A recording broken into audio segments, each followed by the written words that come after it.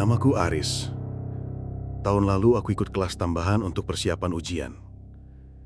Kelas malam selesai sekitar pukul 9. Biasanya aku pulang bareng Rama dan Sinta. Tapi malam itu mereka izin. Aku sendirian. Sekolahku bangunan tua peninggalan Belanda. Dindingnya tebal, jendela-jendelanya tinggi, lorongnya panjang dan lembab. Di lantai 2 ada satu ruangan yang selalu terkunci. 2 strip 4. Letaknya di ujung lorong, menjorok ke arah lapangan basket. Semua murid tahu pintunya. Semua murid juga pura-pura tidak melihatnya. Seusai kelas, hujan mengalun di atap seng. Lampu neon lorong berdengung, membuat udara terasa lebih dingin dari seharusnya. Aku berjalan sendirian, melintasi pintu 2 strip 1, 2 strip 2, 2 strip 3, lalu berhenti di depan 2 strip 4. Aku tidak berniat berhenti. Kakiku sendiri yang memutuskan. Dari balik pintu kayu yang catnya mengelupas, ada suara halus, kapur tulis yang menggores papan. Seret, seret, henti, lalu seret lagi. Awalnya kupikir itu hujan, tapi ritmenya terlalu rapi untuk disebut kebetulan. Jantungku mengeras. Aku menempelkan telinga ke permukaan kayu yang dingin. Suara itu memang ada di sana. Aku mundur 1 langkah. Bersamaan dengan itu, terdengar kursi diseret dari dalam. Nyaring, panjang, dan sangat tidak salah. Ruang itu seharusnya gelap dan terkunci. Tapi malam itu, rasanya ada kelas di dalam yang tidak pernah selesai. Aris, suara membuatku tersentak. Pak Bowo, satpam sekolah, berdiri di ujung lorong dengan payung basah menetes. "Kamu ngapain di situ?" tanyanya. Aku menunjuk pintu 24, berusaha menyusun kalimat. "Ada suara, Pak. Kapur sama kursi." Pak Bowo menatapku sebentar. Rautnya bukan terkejut, lebih mirip seseorang yang sudah hafal. "Ayo turun," katanya datar tapi tegas. Ruang itu sudah lama tidak dipakai. Kami turun bersama. Di kaki tangga aku menoleh lagi. Lampu dekat 24 berkedip-kedip lalu mati. Pak Bowo pura-pura tidak melihat. Aku juga. Malam itu aku susah tidur. Di kamarku suara hujan memantul di genting. Di kepalaku suara kapur memantul di papan. Selisihnya tipis. Yang satu menenangkan, yang satu tidak mau berhenti. Beberapa hari kemudian aku memberanikan diri bertanya saat pos satpam sepi. "Pak, ruang itu kenapa dikunci terus?" Pak Bowon menaruh cangkirnya. "Dulu ruangan itu dipakai kelas malam," katanya. "Ada guru tua, disiplin. Gaya mengajarnya keras, tapi murid-murid naik nilainya. Ia punya kebiasaan. Semua murid harus menyalin catatan berkali-kali sampai hafal." Ia menghela napas, menatap ke hujan di luar pos. Sampai suatu malam, ada kebakaran kecil di laboratorium. Semua murid lari keluar. Satu murid perempuan hilang. Katanya kembali ke kelas ambil buku catatan. Si guru masuk, mencari. Asap tebal, lampu padam. Waktu api padam, si murid pingsan tapi selamat. Gurunya juga selamat, tapi tidak pernah mengajar lagi. Aku menunggu sisa cerita. Sejak itu, lanjutnya. Beberapa orang mendengar suara kapur dari dalam 24. Kalau pintu dibuka, papan selalu kosong. Tapi ada yang bilang, kalau kamu menunggu lama, tulisan muncul sendiri. Kalimat yang sama, selalu sama. "Tulisan apa, Pak?" Pak Bowo menatapku agak lama. Lirih ia menjawab, Jangan berhenti menulis. Kalimat itu menempel di kulit seperti udara dingin. Sederhana, tapi rasanya bukan hanya tentang pelajaran. Malam berikutnya sepulang kelas, aku kembali berdiri di depan 24. Bukan untuk menantang, hanya karena rasa penasaran lebih kuat daripada sopan santun. Suara kapur itu ada lagi. Seret, seret, henti. Aku mengeluarkan buku catatan dari tas. Aku tidak tahu kenapa, tapi jariku ikut bergerak. Di halaman kosong, aku menulis. Jangan berhenti menulis. 1 baris, 2 baris, 3 baris. Tulisan tanganku jelek, tapi stabil. Aneh, setiap baris membuat takutku surut setengah langkah. Selesai menulis 1 halaman, kepalaku terasa ringan. Sejak malam itu, aku punya kebiasaan baru. Setiap selesai kelas, aku berhenti sejenak di depan 24. Kadang ada suara kapur, kadang tidak. Tapi setiap kali malas muncul, kalimat itu menghalau seperti payung kecil di tengah gerimis. Nilai ulanganku pelan-pelan naik. Bu Sari menepuk bahuku di kelas dan berkata aku mulai kembali fokus. Aku tidak cerita soal 24. Bagaimana menjelaskan sesuatu yang bahkan tidak bisa dibuka? Di kantin, gosip tentang 24 selalu beredar. Rama bersumpah pernah melihat bayangan pundak di jendela saat sore. Sinta cerita dari kakak kelasnya. Konon dulu ada murid yang menjawab absen dari balik pintu, padahal kelas kosong. Ada juga versi yang lebih gelap.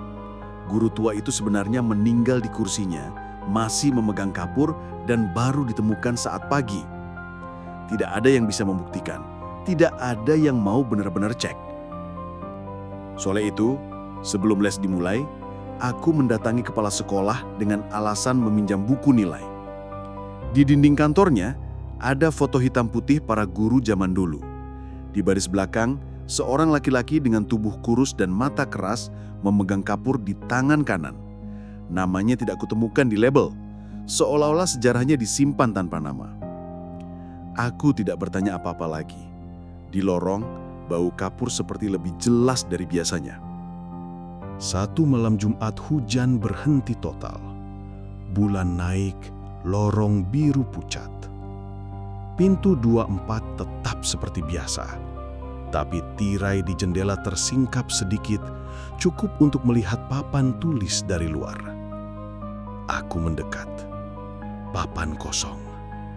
Tanganku sudah terasa dingin saat menempel di pintu. Lalu di balik kaca, bayangan itu muncul. Seseorang berdiri menghadapi papan. Bahunya tegak.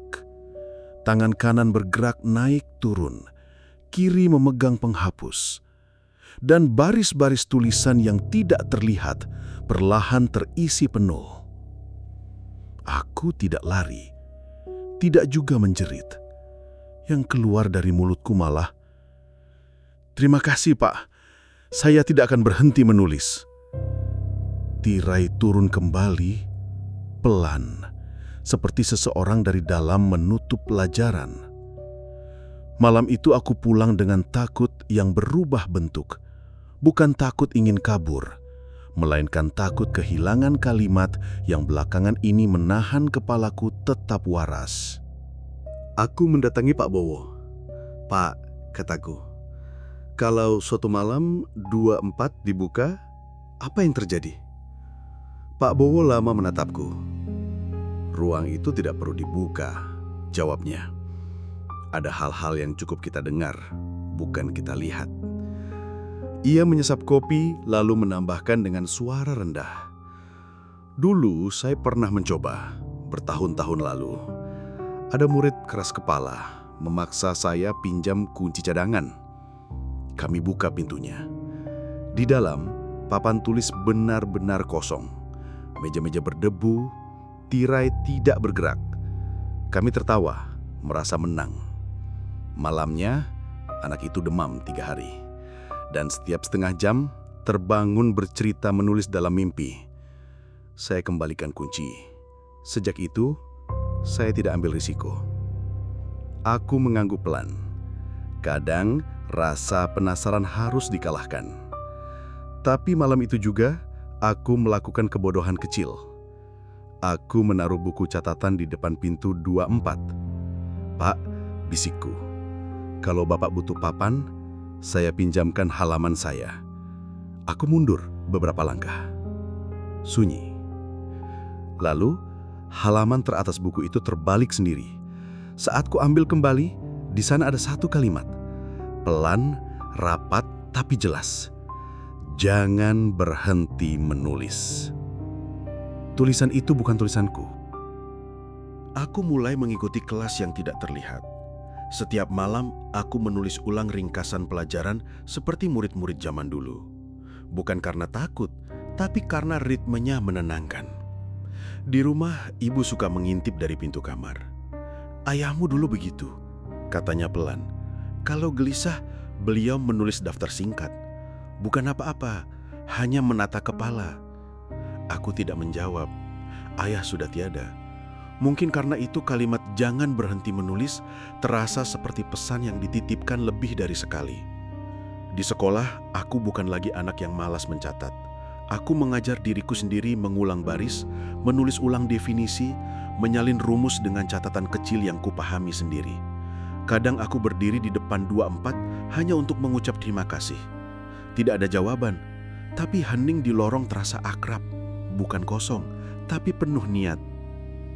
Ujian tinggal 2 minggu. Di malam yang sangat sunyi, hujan lurus seperti benang tipis. Aku berdiri di depan 2 strip 4 lebih lama dari biasanya. Aku ingin pamit sementara, fokus belajar di rumah. "Saya sudah kuat, Pak," kataku. "Saya lanjut sendiri." Dari balik pintu tidak ada suara. Lalu sesuatu yang sederhana terjadi. Tirai bergerak seujung jari, seperti ada angin kecil dari dalam. Jendela sedikit berembun. Di permukaan kaca, muncul garis-garis dari dalam. Bukan tulisan penuh, hanya serpihan baris yang menyusun sebuah kalimat. Aku menghembuskan napas ke kaca agar lebih jelas. Perlahan terbaca utuh. "Jangan berhenti menulis, Aris." Nama itu membuat lututku lemas. Aku menunduk, bukan karena takut, melainkan karena seperti diterima. "Saya janji, Pak. Bukan hanya pelajaran, hidup." Tirai turun kembali. Lampu lorong yang sedari tadi berkelip akhirnya menyala stabil. Untuk pertama kalinya, 2 strip 4 terasa seperti ruang kelas yang benar-benar selesai untuk malam itu. Ujian berlalu, nilai keluar. Cukup untuk masuk universitas yang kuinginkan. Ibu menangis sambil tertawa.